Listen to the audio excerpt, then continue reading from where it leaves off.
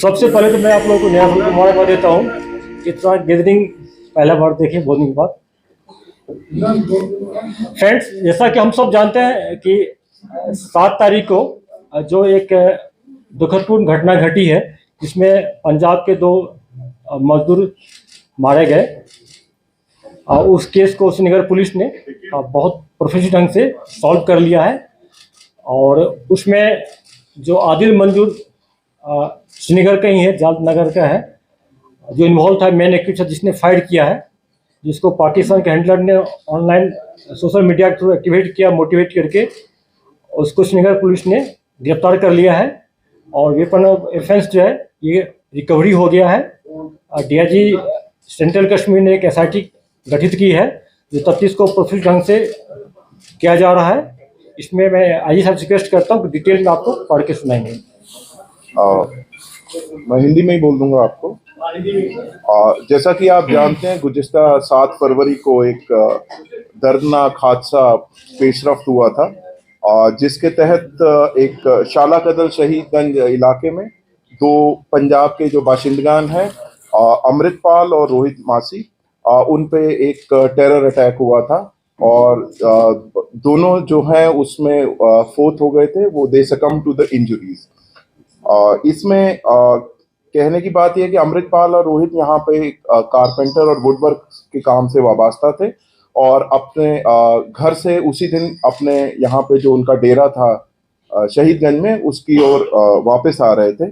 तो इसी सिलसिले में FIR number 8/2024 police station Shahidganj में दर्ज हुआ, जेरे दफा 302, 307 और relevant section of UAPA act में।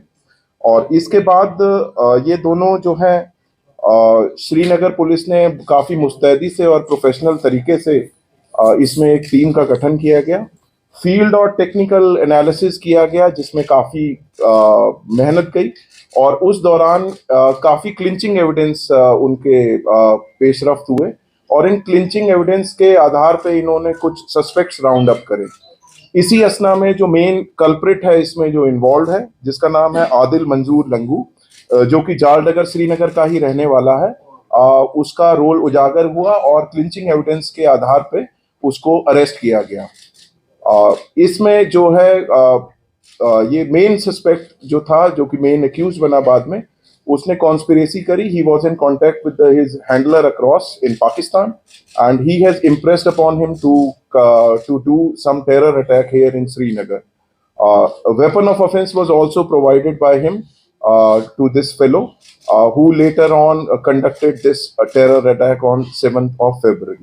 During course of investigation, जो weapon of offense है, that has been recovered now. और इसमें डीआईजी सेंट्रल कश्मीर ने एक एसपी साउथ की क़यादत में एक स्पेशल इन्वेस्टिगेशन टीम का गठन किया गया है और वो इस इन्वेस्टिगेशन को मुस्तैदी से अंजाम ला रही है। और हमें आशा है कि इसमें शीघ्र जल्द से जल्द इसको केस को चार्जशीट करेंगे फॉर द जुडिशियल डिटर्मिनेशन।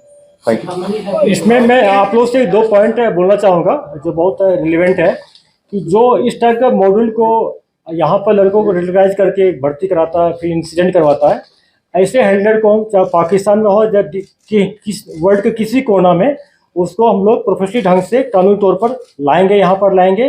अगर ये हैंडलर लोकल ही है, पाकिस्तान में है, तो उनके घर वाले के खिलाफ उनके प्रॉपर्टी पर जब्त किया जाएगा, हार्ड एक्शन लिया जाएगा।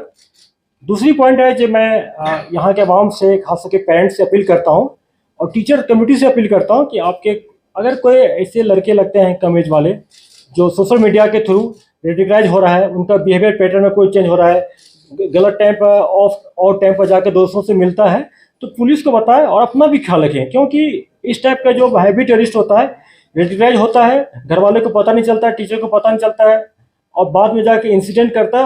आज के ज़माना में डिजिटल वर्ल्ड में उसको बच रहना मुश्किल है।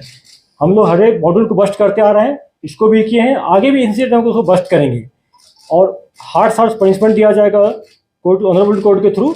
इसलिए मैं पेरेंट्स से फिर अपील करता हूँ, एक बार अपने बच्चों पर ध्यान रखें, सोशल मीडिया के थ्रू क्या कर रहा नहीं कर रहा उसको देखें, उनका ड्यूटी है और टीचर्स का भी इसकी ड्यूटी यही है। क्या ये एक ही मॉड्यूल था या इस तरीके के और भी मॉड्यूल्स होते थे, खासतौर पर श्रीनगर शहर में बहुत दिनों के बाद ऐसी घटना?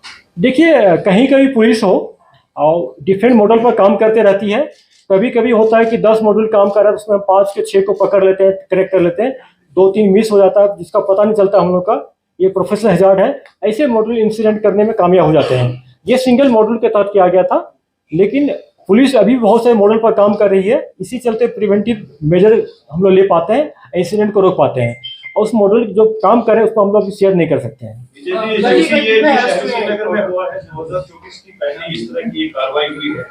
क्या हम कह सकते हैं militants are showing the presence या मिलिटेंसी को शहरी श्रीनगर में बढ़ाने की कोशिश की जा रही है? अगर देखा जाएगा at the end of December 2023 7 दिसंबर को ईदगाह में जो इंसिडेंट हुआ था मसरूफ की सूरत में, वो सवाल है कुछ जानना चाहेंगे उसमें कुछ रीड क्या होता है? जैसे देखिए पुलिस की प्रोफेशनलिज्म और उनका जो हार्ड वर्क इसी से रिफ्लेक्ट होता है कि किस ढंग से जल्दी इसको हम लोग क्रैक कर लिए, मॉडल को बस के अरेस्ट किया गया है। मैंने आपको पहले भी कह चुका हूँ कि अगर कहीं पर डिफरेंट मॉडल काम करता है तो पुलिस बहुत को रोक पाते हैं, बहुत को पकड़ पाते हैं, एक दो स्लिप हो जाता है।